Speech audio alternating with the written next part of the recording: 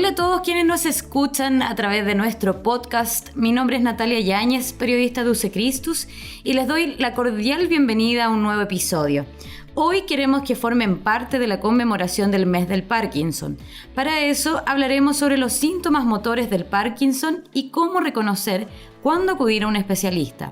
Nuestro invitado para este tema es el doctor Pablo Espinosa, neurólogo de UC Christus. Doctor, muchas gracias por estar aquí con nosotros. Bienvenido. Gracias, Natalia, por la invitación. Para comenzar nuestra conversación, doctor, me gustaría partir reconociendo la enfermedad del Parkinson. ¿Qué es? Para que le expliquemos a las personas que nos escuchan. Bueno, la enfermedad de Parkinson es una enfermedad neurodegenerativa. Eso quiere decir que está alojada en las neuronas del sistema nervioso central y esto va causando algunos síntomas que van empeorando la calidad de vida del paciente en el tiempo. Pero doctor, ¿existen síntomas que se llaman motores? ¿A qué se refiere? ¿Cuáles son aquellos síntomas? Bueno, Natalia, se refiere principalmente a los síntomas que conocemos clásicamente como enfermedad de Parkinson. Estos quieren decir el temblor, que es lo que la gente más ve, pero también está asociado a la bradicinesia, que quiere decir andar lento, hacer las cosas más despacio, y la rigidez, que quiere decir que nos cuesta más movilizar alguna parte del cuerpo. En este mes del Parkinson queremos hablar acerca de esta enfermedad para que la gente tenga mayor conocimiento sobre algunos síntomas. Hablábamos de los síntomas motores, que es lo que nos convoca esta conversación del día de hoy. ¿Existe algún público en la población que se pueda ver más afectado a esta enfermedad, específicamente los síntomas motores que hablamos, doctor? La enfermedad de Parkinson habitualmente afecta a personas que son mayores. Uno los ve en promedio el inicio de síntomas entre los 50 y 60 años y es algo que afecta principalmente a la población adulto mayor. Si uno ve la estadística de Parkinson a nivel internacional y las coteja con las estadísticas chilenas, la verdad es que podría decir uno que afecta a una población de un 2% de los adultos mayores de 65 años. Eso en Chile sería entre 250 mil pacientes aproximadamente. ¿Y esta enfermedad, doctor, de alguna manera también podría afectar a personas jóvenes? Bueno, en Chile y en todo el mundo también podemos ver que pacientes se pueden encontrar desde los 12 años en adelante hasta pacientes que son muy viejitos. Es importante que ante la aparición de algún síntoma que haga sospechar de enfermedad de Parkinson, uno haga la consulta a un especialista. Habitualmente la gente por lo que más pregunta es por temblor. El temblor es como el síntoma que más lleva a consultar a los pacientes, aunque no es el síntoma cardinal de la enfermedad, que como hablábamos un rato atrás, es la lentitud de los movimientos. ¿Y cuál es la diferencia, doctor, de estos temblores con otros o con otras enfermedades? En lo particular existen como dos diagnósticos diferenciales que son como lo más importante. Uno es el temblor esencial, que es una condición más bien benigna. El temblor esencial, tenemos temblor cuando vamos a tomar un objeto pequeño, cuando vamos a escribir, por ejemplo, o cuando vamos a tomar una taza de café y empieza a tiritar, o cuando llevamos la cuchara a la boca. Ese habitualmente es un temblor esencial. En el caso del temblor de la enfermedad de Parkinson y de otros parkinsonismos que se le parecen, es un temblor más bien en reposo. Cuando uno está descansando viendo tele, por ejemplo, o va caminando y se queda parado a ver una vitrina y siente que empieza a tiritar una mano, ese es más bien el temblor del Parkinson. Doctor, ¿en qué momento yo debiese preocuparme y realmente darme cuenta que tengo que ir a verme a un médico? Bueno, habitualmente la gente, como le contaba un poco atrás, consulta principalmente por el temblor, pero hay otros síntomas asociados que habitualmente son los familiares los que se dan cuenta. Por ejemplo, el paciente empieza a tener una cara como de máscara, como que ya no se ríe como antes, se le ve más serio, o por ejemplo al empezar a hacer su firma o al escribir, la letra se va achicando cada vez más, o empieza a hablar cada vez más despacito, con una voz que es más monótona y más bajita. Esas cosas hacen sospechar a los familiares de que se podría tratar de una enfermedad de Parkinson.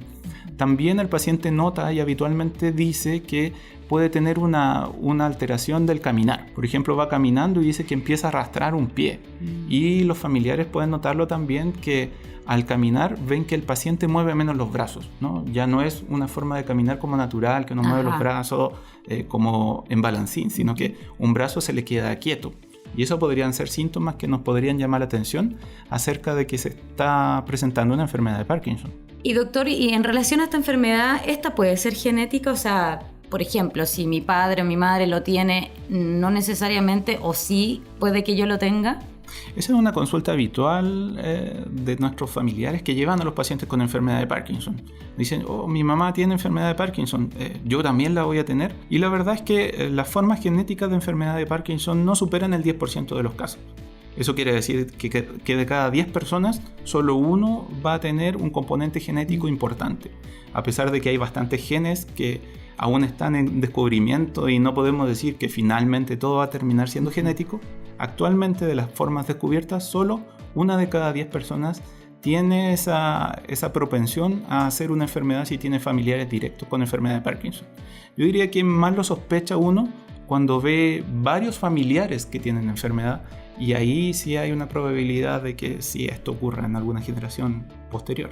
Doctor, quienes nos están escuchando quizás pueden decir, ¿en qué momento tengo que ir a un especialista? ¿Cuáles serían los pasos a seguir? Primero hay una observación para que les cuente a las personas que a lo mejor tienen un familiar que está sufriendo de esto. Bueno, lo fundamental es que ante la sospecha de un paciente que tenga temblor, ¿sí? Y que este temblor sea principalmente cuando el paciente está en reposo, o que los familiares noten que está más lento, que la cara ha cambiado un poco, que la forma de escribir ha cambiado un poco también, o que al caminar tenga alguna dificultad, consulte a un especialista, ojalá neurólogo. Ajá. Perfecto. Doctor, hay un tratamiento para esta enfermedad y que lo tenemos también acá en UC Christus. Me gustaría que me contara acerca de ese procedimiento que es no invasivo, que es NeuroHIFU. Tenemos, ¿cierto?, dentro de la enfermedad del Parkinson, síntomas motores y no motores, ¿cierto? Para este caso del tema que estamos hablando, síntomas motores, ¿ayudaría este procedimiento? Claro, Natalia, es fundamentalmente para síntomas motores que nosotros utilizamos NeuroHIFU. Este procedimiento consiste es un tratamiento que es innovador, ¿sí? Que en Latinoamérica solo está acá en UC Christus, y a través de muchas ondas de ultrasonido se marca un lugar en el cerebro que tiene que ver con la relación del movimiento, que tiene que ver con los temblores, con la lentitud o la rigidez, ¿ya? Ese se busca en el cerebro a través de un resonador que está prendido durante todo el procedimiento que se realiza, y al paciente se selecciona por un equipo de neurólogos, y si es un candidato apropiado, se lleva a este procedimiento, que es un procedimiento ambulatorio, que es con el paciente vigil, o sea que está despierto durante todo el tratamiento, y un neurocirujano dirige el lugar donde tiene que realizar la lesión, ¿ya?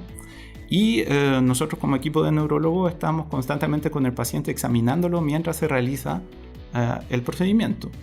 Finalmente lo que se produce es una lesión dentro del cerebro a través de estas múltiples ondas de ultrasonido, y nosotros vemos que, por ejemplo, si al paciente le tiembla la mano derecha, entramos a examinarlo cuando paran el resonador, y vemos que el paciente se ha disminuido el temblor.